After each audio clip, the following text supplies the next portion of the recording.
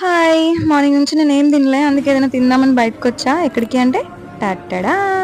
తాజా కిచెన్. మీ సర్కిల్‌లో ఎక్కడన్నా ఉంటే ట్రై చేయండి. ఇక్కడ క్వాలిటీ మెయింటైన్ చేస్తారు. బావుంటది. ఇప్పుడు నేను చూపిచ్చే ఒక బండి చూస్తే ఆడవాళ్ళకేంటంటే ఎక్కడ లేని ఎక్సైట్‌మెంట్ ఒస్తది. ఈవెన్ నచ్చిన హీరో ఎదురుగున్నా గూడా అంత ఎక్సైట్‌మెంట్ ఒస్తదనమాట. అదేంటో సార్ ఆ కళ్ళల్లో చక్రాలు సరే, సరే అది వేరే టాపిక్ అనుకోండి. పానీపూరి ఎలా తినాలంటే అలా వాటర్ పోయంగానే కింద హోల్‌లో నుంచి అలా వాటర్ వచ్చేసేయాలి. అయినా కూడా తినేయాలి. ఎందుకంటే పానీపూరి ముఖ్యం. అదంత కాస్ట్‌లేదు. బట్ పావు బాజీ మాత్రం అద్దిరిపోయింది. మీరు కూడా ట్రై చేయండి. కొంచెం తొందరగా తిని రాకపోయుంటే నేను తడిచి ముద్దయి వస్తుండే హాస్టల్‌కి. సో, అంత వాన పడుతుంది. సరే అని తగ్గిన తర్వాత మళ్ళీ టీ కోసం ఎళ్ళా. మా ఫ్రెండ్‌తోనెళ్ళా. మా ఫ్రెండ్ గురించి ఒక టాపిక్ జెప్పాలే. ఏంటి అంటే ఈవినింగ్ కాల్ జేసి "ఎన్విరాన్మెంట్ నా మాట వింటది తెలుసా" అని అనంది. ఎందుకు అంటే ఆఫ్టర్‌నూన్ నేను బట్టలు ఆరేయాలని ఎండ రావాలి అని అనుకున్నా. అందుకే ఎండొచ్చింది. ఈవినింగ్ టీకెళ్దాం. వర్షం అసలు పడదు. చల్లగా ఉంటది. రా అని అనింది.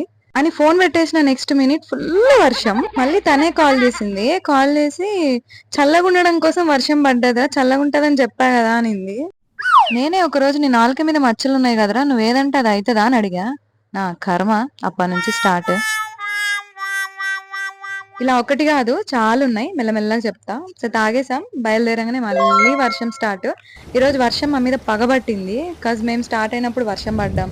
ఆగినప్పుడు వర్షం గూడా ఆగడం.